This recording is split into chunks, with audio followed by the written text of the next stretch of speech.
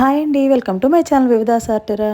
Nursery Mela ఈ రోజుతో అయిపోతుంది కదా, ఇంకెందుకు ఈ వీడియోస్ అన్నీ డిలీట్ చేద్దామా అని చూస్తుంటే అందమైన ఈ పువ్వులన్నీ డిలీట్ చేయాలంటే అస్సలు మనసు రావట్లేదు. నిజంగా ఇన్ని అందాలు చూడాలంటే మనం ఏ ఊటీనో వెళ్ళాలి, కానీ నర్సరీ మేళాలో అన్ని పువ్వులు అన్ని అందాలు తీసుకొచ్చి ఒకే చోట చూయించినట్లు అనిపిస్తుంది కదా ఈ పువ్వులన్నీ చూస్తుంటే.